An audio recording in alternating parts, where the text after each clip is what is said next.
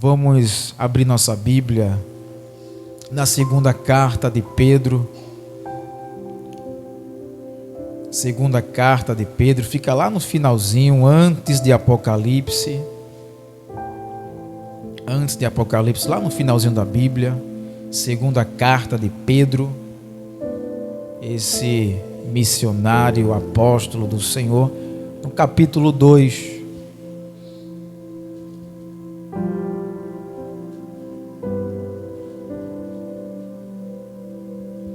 Que diz o título: Os falsos mestres, seu caráter, obras e justo castigo. Como hoje é um culto voltado para a área de libertação, essa mensagem ela cai muito bem para se aplicar neste dia, ou em qualquer dia que o Senhor quiser usar outro ministro da sua palavra. Mas nós estamos aqui com toda a humildade para aprender do Senhor e a se defender das pessoas que o inimigo usa. A irmã já orou pela palavra, amém? Deus abençoe. Segunda carta de Pedro, capítulo 2. E é um culto propício para a gente receber esse ensinamento, essa instrução da palavra de Deus nesta noite. Eu quero somente ler o versículo 1, mas somente a parte B, que fica depois da palavra profetas, e diz assim: assim também haverá entre vós falsos mestres, os quais introduzirão dissimuladamente heresias destruidoras, até o ponto de renegarem o soberano Senhor, que os resgatou, trazendo sobre si mesmos repentina destruição. Bem sabemos que o inimigo de nossas vidas, de nossas almas, ele sempre vem com seus ardis, astúcias, e ele, quando planeja, forja um ataque, é para destruir a igreja, os lares, os trabalhos, a vizinhança. E quando ele arma a sua estratégia, ele quer sempre pegar o cabeça, o líder, o que manda, o que governa, seja na igreja, seja em casa, você como chefe de família, seja na empresa, você como dono da empresa. Ele vai tentar de qualquer forma te atingir, porque ele sabe, se atingir a cabeça, o centro, ele consegue destruir os demais. E quando o homem de Deus, a mulher de Deus, está em constante oração a Deus, buscando a Deus, vigiando, o inimigo ele não consegue ir diretamente até nós para nos destruir. A igreja sabe o que é que ele faz: usa alguém próximo para chegar até nós, para conseguir destruir, separar, arruinar aquela comunhão que as pessoas têm umas pelas outras. E Pedro ele está trazendo uma advertência muito grande. Essa advertência que ele deu para os seus ouvintes e para a igreja atual, que somos nós hoje. Ele está dizendo aqui nessa parte do versículo que muitos falsos mestres se levantarão no meio de nós para nos enganar, para trazer a mentira para o nosso meio. E essas pessoas são incontidas de muito conhecimento. de muita instrução. São pessoas que buscam ler, pesquisar, ter o domínio da palavra de Deus, pois elas só têm o domínio da palavra de Deus, pois a unção elas não têm. Era o que acontecia com os fariseus da época. Muitos eram mestres, doutores da palavra do Senhor. Eles até tinham o conhecimento de trás para frente, de frente para trás, mas a espiritualidade eles não possuíam. Por isso que eles sempre se aproximavam de alguém e mostravam ali a palavra, mas eles mesmos não viviam a palavra que ele profanava. E muitas pessoas, por darem ouvido a esses tipos de pessoas, elas também estavam sendo enganadas por esses falsos mestres, enganadores da época. É o que acontece no dia de hoje. O inimigo, ele quer se aproveitar, ele quer usar esse tipo de pessoa que tem uma certa autoridade para destruir ele e todos que estão seguindo a ele. E essas pessoas, elas têm uma venda nos seus olhos espirituais, que elas não querem aceitar a verdade, elas não querem viver a verdade, elas querem fazer o que elas bem entenderem fazer. O máximo que ela conseguir enganar, ela vai enganar. E os seguidores que estão seguindo essa tal pessoa vai também ser destruído, vão ser enganados pelo inimigo de nossas almas. Por isso que Pedro, ele traz essa advertência para cada um de nós estarmos em vigilância, estarmos em constante oração, porque essas pessoas usadas pelo inimigo, ela vem para perto de nós, misturando as coisas, confundindo a gente, colocando dúvida através da palavra de Deus. Uma certa feita, alguém estava conversando comigo e essa pessoa, ela trazia a palavra e dizia: irmão, isso aqui é desse jeito, isso aqui é desse jeito. E essa pessoa, eu até disse para ela: você parece que até o anticristo, porque você se levanta de uma tal forma mostrando a palavra, e quando menos espera, irmãos, o meu coração ficou com dúvida, e eu disse: está repreendido em nome de Jesus. Bloqueei a pessoa e o meu coração ficou em paz. Se for necessário romper laços com pessoas que vêm trazer heresia, coisas que não estão dentro da palavra de Deus, rompa esses laços, porque você corre perigo. O inimigo, ele vem, irmãos, com a pele da ovelha, ele vem com o sapato da lã da ovelha, bem de mansinho, sorrateiramente, falando palavras elogiáveis, palavras bonitas, mansas, mas quanto menos se espera, ela nos dará uma rasteira. E a gente, a partir de um certo momento, a gente vai ser enganado e está nessa enganação do inimigo.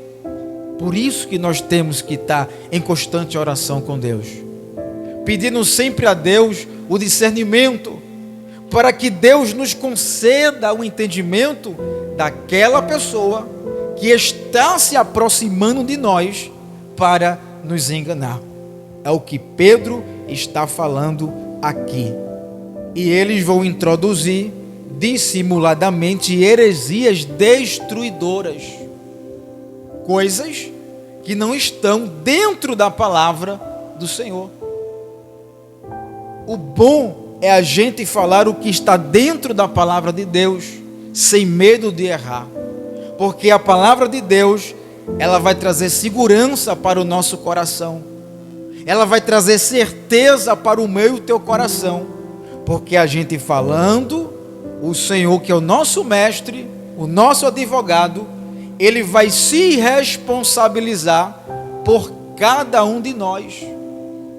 Mas, para a gente fazer essa coisa acontecer, não só podemos mostrar a palavra, Jesus quer que a gente viva a palavra de Deus.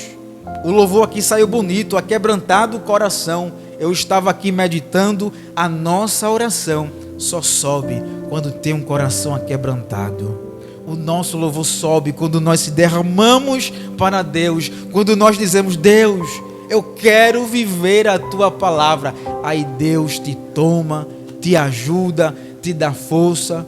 Isso tudo faz sentido para a nossa vida. Mas qual é o intuito do inimigo? Com essas mentiras que ele vem ao nosso encontro destruir. Tem pessoas, irmãos, que estão bem, a amizade está bem, mas só basta alguém mal intencionado chegar que as amizades acabam.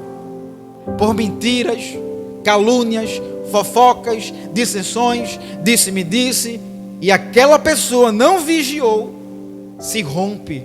E é isso que o inimigo usa as pessoas para separar, para romper amizades, vínculos de anos.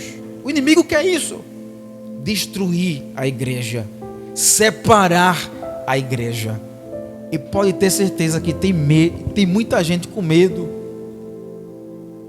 de ser destruído, com medo do cão, com medo daquilo, com medo daquilo.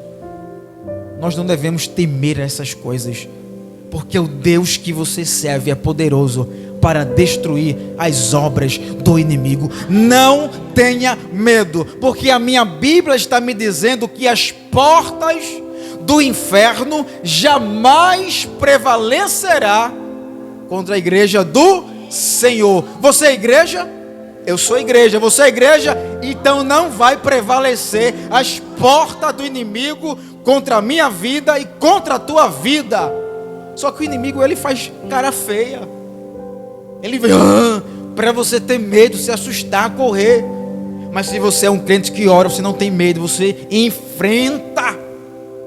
E está repreendido, inimigo. Aqui você não vai entrar. Aqui você não vai destruir. Eu te conheço. Tu vem de mansinho, mas a tua estratégia é destruir o meu lar, destruir minha casa, destruir a igreja, destruir o trabalho. Não, aqui não.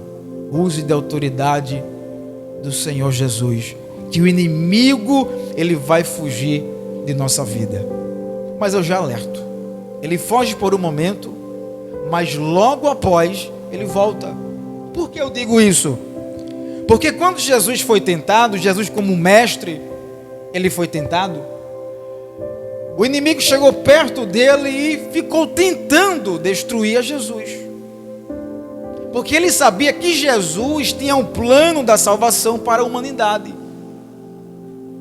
Por isso que João afirma que Deus amou ao mundo de tal maneira que deu seu Filho unigênito para que todo que nele crê não pereça, mas tenha a vida eterna.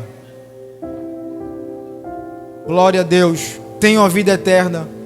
Então ele foi atacar a quem? O Filho de Deus, porque ele sabia disso. Se ele destruísse a Jesus, que era o líder, o cabeça, o espiritual, o mestre, ele conseguiria tirar a salvação de todos aqueles que estavam em ligação com Jesus.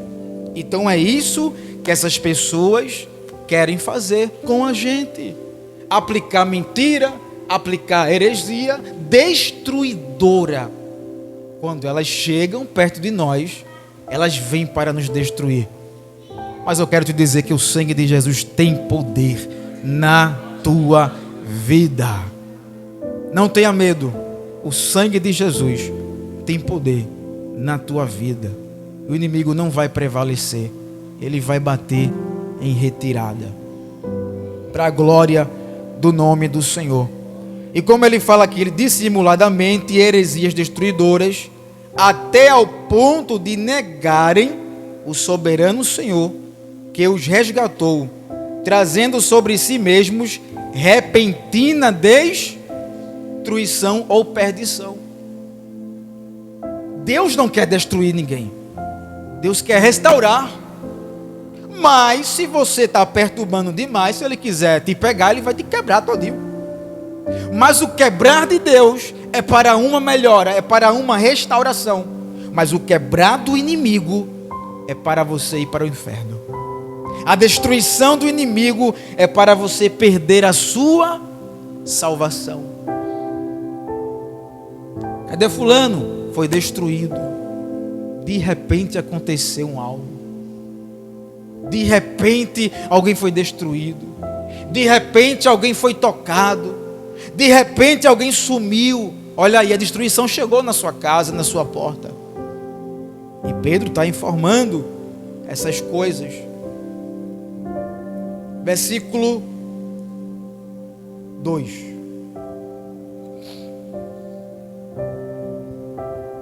Muitos seguirão as suas práticas libertinas, e por causa deles será informado o caminho da verdade.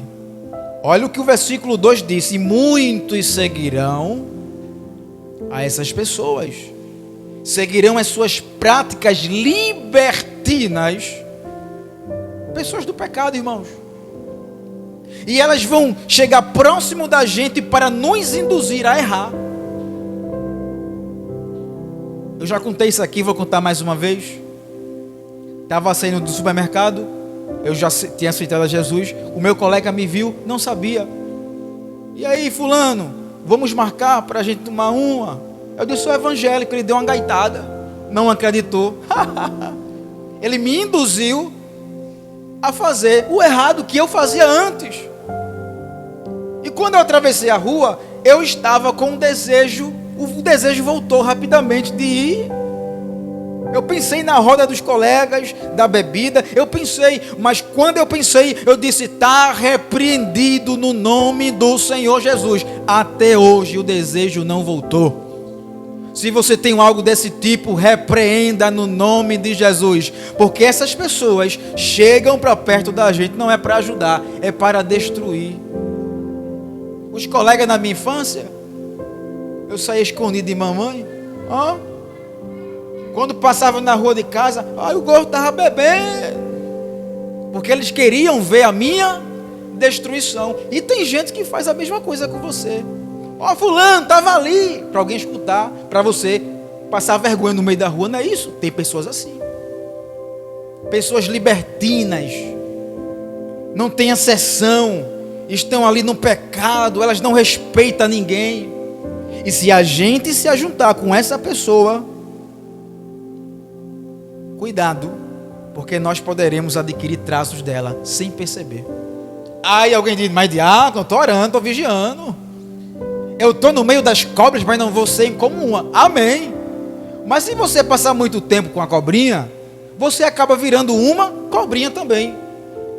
Porque daqui a pouco conversa vai, conversa vem, aí daqui a pouco você está concordando com ela. É verdade, fulano, é isso e aquilo. Quando menos se espera, passa um ano e você está quase igual àquela pessoa, ou a mesma coisa. Não é verdade, irmãos? Mas se você anda com Jesus, você vai ficar parecido com quem? Como é a característica de Jesus? Alguém pode me dizer alguma coisa? Alguma característica de Jesus? Humilde, manso, muito bem, coração puro, o que mais? Obediência. Então eu ando com Jesus se pareço com Jesus. Mas se eu ando com libertino, com pecador, se eu não tiver cuidado, eu vou se tornar como um dele. Mas diácono, eu não vou para a igreja? Vou. O pecador vai para a igreja, claro que ele vai para a igreja. Os falsos mestres estavam onde, irmãos? Na sinagoga, nas praças, querendo elogio, querendo aparecer. Eles estavam ali para enganar. E muitos estavam seguindo as suas práticas ilícitas. Como ele fala aqui no versículo 2, muitos seguirão as suas práticas. Quando você anda com alguém, um amigo teu de infância, você pode observar que você muito perto dele, você acaba adquirindo características dele, traços dele.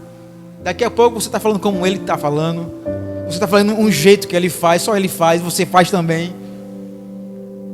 O casal, quando tem aquela conexão, às vezes os dois falam a mesma palavra junto e ficam sorrindo. É a conexão, porque estão em ligação. Mesma coisa é um amigo. Aí o rapaz vai marcar, compra a mesma coisa igual. A conexão, irmãos. E a gente vai se parecendo com aquela pessoa. Quem anda, diz um ditado aí, né? Quem anda com porco, farelo, come. Eu não estou aqui para comer farelo. Eu estou aqui para comer a palavra de Deus, para engolir, para entrar no meu coração, para ela fazer efeito no meu coração. Eu não quero ser parecido como esses homens, e nem a igreja deve parecer como os homens do mundo, porque Deus é fiel. Ele fala: muitos seguirão as suas práticas. Se você pratica algo, você vai parecer com aquela pessoa. Daqui a pouco é um caqueado, daqui a pouco é um jeito, o linguajar muda, daqui a pouco você anda com a pessoa, daqui a pouco a roupa muda, aí você fica igualzinho a pessoa. Mas quem anda com Jesus se parece com Jesus. Muitos não vão aceitar, mas eu digo pela Bíblia. Eu tenho essa linha de raciocínio. Quando Pedro negou a Jesus, quantas vezes? 3. Mas o que foi que chegaram para Pedro e disseram: tu parece com ele. Ele andava com Jesus, não andava. Quem anda com Jesus se parece com Jesus. Você pode estar com a roupa do trabalho, suado, fedido. Eu tenho vergonha quando eu estou fardado e suado. Eu tenho vergonha de entrar em qualquer lugar. Mas aonde alguém te vê, vai dizer: você é crente, não é? Por quê? Você parece com Jesus. Porque anda com Jesus e faz as práticas que Jesus está mandando. Mas só que aqui, esses homens fazem as práticas do mal e para o mal. Versículo 2, vou ler mais uma vez. E muitos seguirão as suas práticas libertinas, e por causa deles será infamado o caminho da verdade, será ignorado o caminho da verdade. O inimigo faz de tudo para que o caminho de Jesus seja oculto aos nossos olhos. Como é buscar o caminho de Jesus? Fazendo as coisas que Jesus quer que a gente faça. Jesus, em outro momento, ele disse: eu sou o caminho, a verdade e a vida. Ninguém vem ao Pai senão por mim.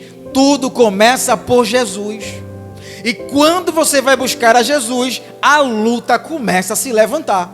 Pode observar, é o próprio Satanás te atentando, atacando a tua vida. Você vai orar, o sono chega de repente. Eu estava hoje com a Bíblia no trabalho, bom. Só bastou eu sentar, abrir a Bíblia, o sono pesado chegou para mim. E eu balancei a cabeça para ver se o sono saía. Eu pensei de dar 2 pulos. Eu disse: está repreendido. Eu tomei água, eu vou tomar água, esse sono vai passar. Depois que eu tomei a água, aí Deus fez um milagre, eu consegui ler, meditar a palavra do Senhor. Porque quando a gente vai buscar o caminho de Deus, o inimigo se levanta. Quando ele não vem o próprio, ele manda o seu secretário. Quem é o secretário? As pessoas que é usada por ele para destruir. Fulana, eu vou para a igreja hoje. Fulana, vamos para o shopping, tem uma promoção naquela roupa que tu queria. Aí acabou-se, meu filho, acabou a igreja, você vai lá comprar. Não é assim? Para destruir o caminho, para tapar o caminho que leva você para Jesus. Hoje vai ter um culto, eu não posso quebrar uma campanha, eu vou. Aí chega alguém: fulano, o mercado está em queima de estoque, vamos fazer a feira, só tem hoje, mulher, homem. Aí não vigiou e vai. O inimigo quer tirar você do caminho de... Eu falei aqui coisa simples, mas tem coisa muito mais pesada que o inimigo vai usar as pessoas para fazer com que o caminho de Jesus fique distorcido para você. E quando ele não investe assim com pessoas, ele começa a investir na nossa mente. E tu não é crente? Por que está sofrendo? Se tu fosse crente, Jesus estivesse contigo, Jesus te salvaria, Jesus te dava a benção. Aí você fica com isso na cuca, daqui a pouco você desvia do caminho do Senhor. e passa para outro caminho errado, que é tudo isso que o inimigo busca, que a igreja se desvie, vá para o caminho errado. Versículo 3. Também, movidos por avareza, farão comércio de vós, com palavras fictícias. Para eles o juízo lavrado já há longo tempo não tarda, e a sua destruição não dorme. Esse versículo aqui me chamou a atenção, que eles são movidos por avareza. Alguém sabe o que é avareza? Money, né? Avareza, o dinheiro, é o amor ao dinheiro. O Deus dessas pessoas são o dinheiro. Dinheiro é bom, irmãos? Claro que é bom. Dinheiro é bom. Para quem sabe administrar, ele é bom. Ele é uma bênção, ele não é maldição. Salomão era um dos homens mais ricos da época. E outros homens. Dinheiro, riqueza, grandeza. Deus também fala em sua palavra que ele é o dono do ouro e o dono da prata. Então é louvável. Mas só que esse tipo de pessoa são avarenta. O Deus deles são o dinheiro. E tudo isso o inimigo usa para destruir a igreja de qualquer forma, através do dinheiro. Irmãos, comer é bom, mas se você comer demais é o quê? Pecado, é gula. Tudo demais, exagero, vai ser pecado. Eu vou mais além. Eu gosto de fazer isso em casa com minha mulher, mas cuidado, no limite, filho. Porque você não é uma máquina, não.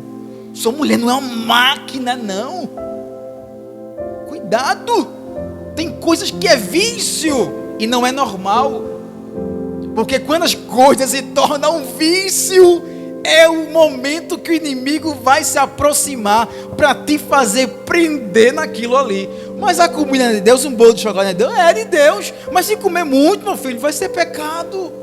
Está entendendo a lógica? Eu estou falando aqui na simplicidade para você entender a posição que Pedro está ensinando. Você tem um salário? Tem, eu também tenho meu salário. Irmão, quero ganhar mais um pouquinho de dinheiro. É pecado? Não. Mas quando você quer aumentar o salário por meios ilícitos a todo custo, se torna pecado. Fulano, tem um serviço para tu. Só que é um serviço sujo. Aí como ele viu dinheiro, o olho, cresceu. Tudo se volta em torno de dinheiro. Isso aqui é para vender. Isso aqui é para negociar. Tem essa pessoa, irmãos. Qualquer coisa que você chega, pergunta para ele, ele já quer dinheiro. É tanto. Só pense em dinheiro.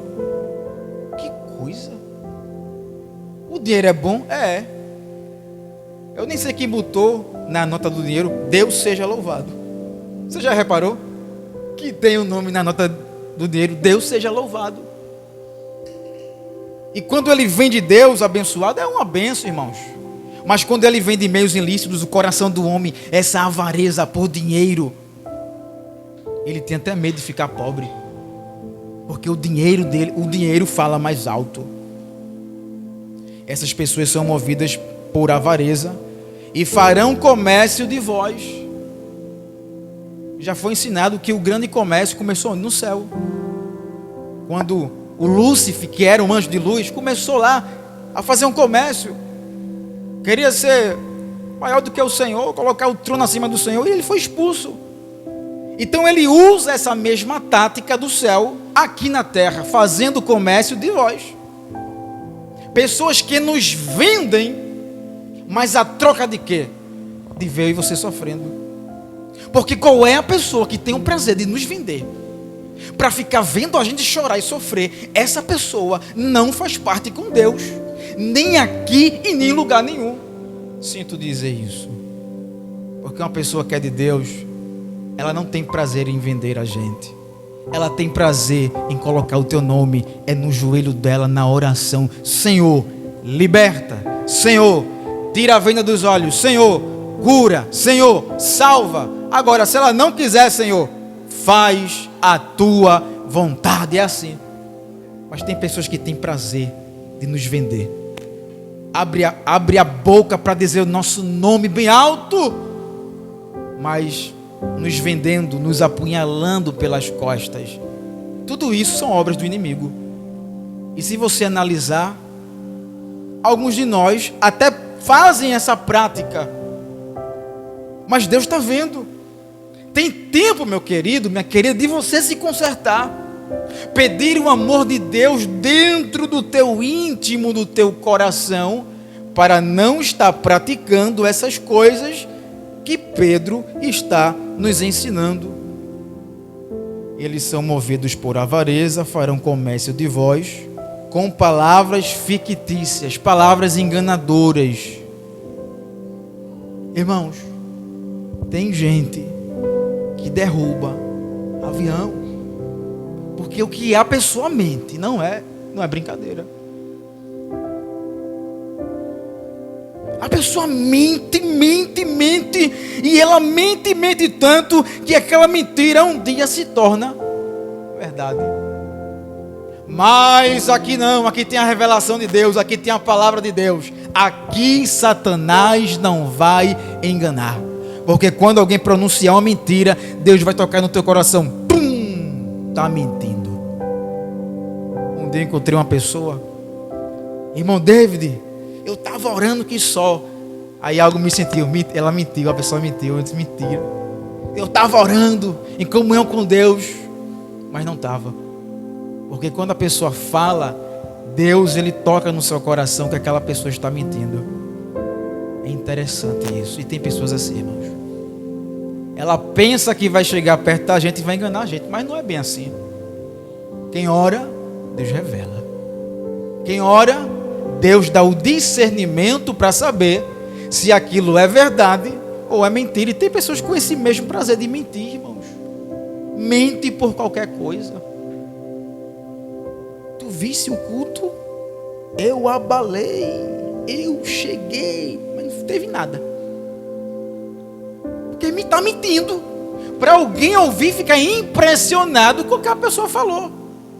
Vocês estão entendendo, irmãos? Como é a lógica do inimigo, que ele usa as táticas. Aí você não viu nada, fulano é uma benção. Benção não, é mentirosa. É um mentiroso, benção não. Eu nunca vi uma pessoa mentir tanto e chamar de benção. Não, é mentiroso, tem que se converter. Porque esses homens falam coisas fictícias para enganar o próximo. Aí tem crente que diz assim, mas irmão, é só mentirinha santa. Não existe mentirinha santa, filho. É mentira de todo jeito. Tem um assunto aqui muito profundo sobre questão sobre isso aí. Ah, irmão, se alguém vir matar, eu vou dizer a verdade. Aí Deus dá o escape. Tudo Deus tem a sabedoria para resolver. E você vai sair ileso dela. Porque quem reina no nosso coração é o Pai, o Filho e o Espírito Santo de Deus. Se você permanecer na verdade, a mentira não vai ter poder e nem domínio contra a tua vida. Porque o Deus que a igreja serve é o Deus da paz, o Deus da justiça e o Deus da verdade. Em geração, para todo sempre. Amém.